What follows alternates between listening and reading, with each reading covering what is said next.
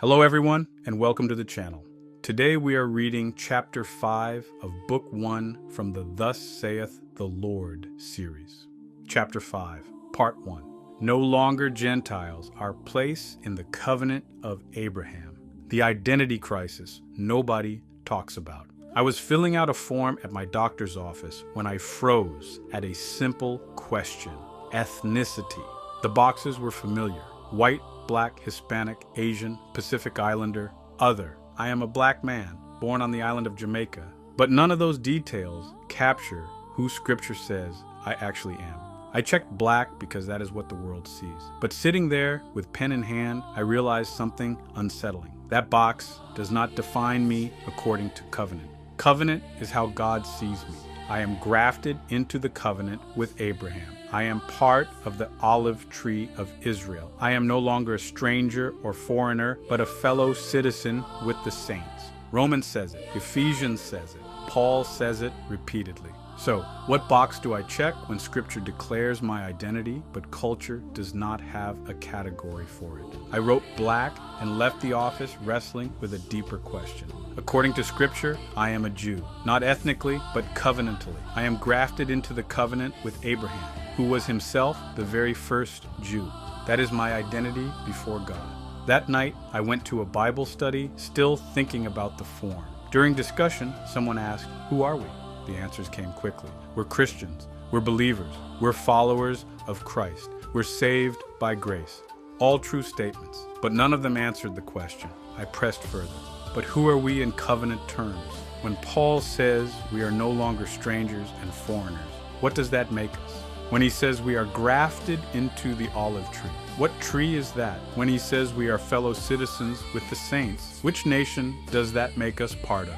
Silence. Then someone said, well, we're the church. We're a new people, something completely different from Israel. I opened to Romans 11 and read aloud about the olive tree, the natural branches, and the wild branches grafted in. Then I asked, if Gentile believers are wild branches grafted into an existing olive tree, and that tree is Israel, then what does that make the grafted branches? More silence. Finally, someone said what most were thinking. I never thought about it that way.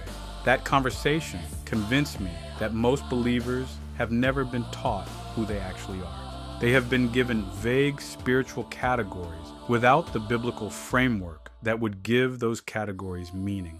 And without clear identity, obedience will always feel arbitrary, the order that Scripture establishes.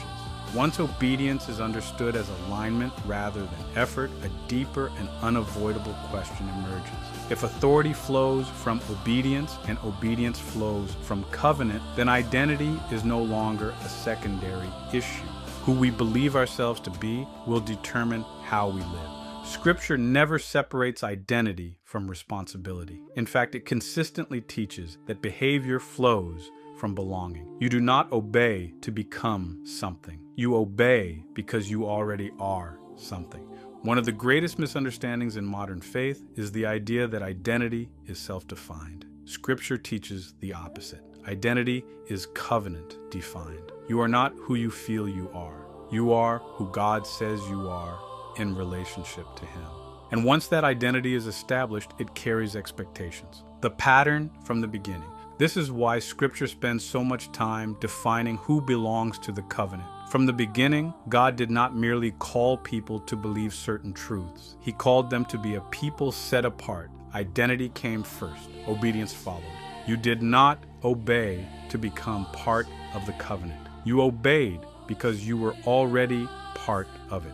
This pattern begins with Abraham. God did not ask Abraham to earn his place. He called him, made promises to him, and then instructed him how to walk as a covenant man. Abraham's obedience did not create his identity. It expressed it. The same pattern appears with Israel. God delivered them from Egypt before giving them instructions at Sinai. Redemption preceded responsibility. Identity preceded obedience. He did not say, "Obey me and then I will deliver you." He said, "I have delivered you. Now live as my people." What happens in the new covenant?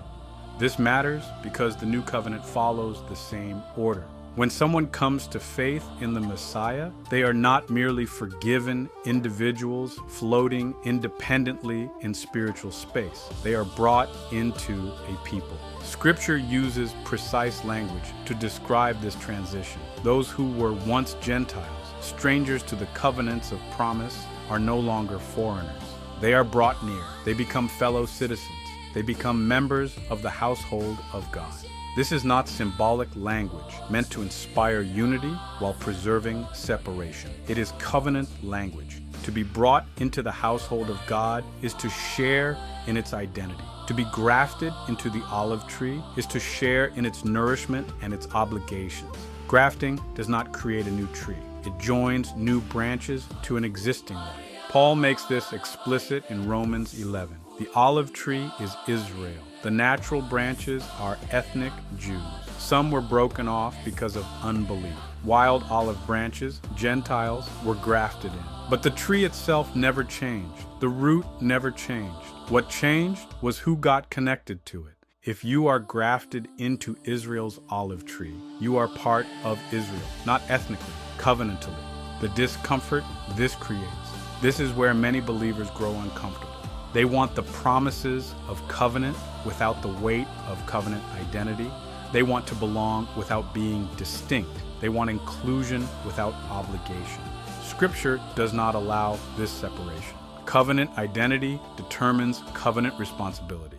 This does not mean that ethnic distinctions disappear. Scripture never erases ethnicity. Jewish believers remained Jewish. Gentile believers did not suddenly become ethnically Jewish. Paul remained a Jew.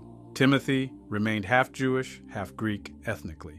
But covenant identity is not the same as ethnicity. Covenant identity defines who you are accountable to and how you are called to live. In covenant terms, those who belong to God through the Messiah are no longer Gentiles. They are part of Israel, the covenant people of God.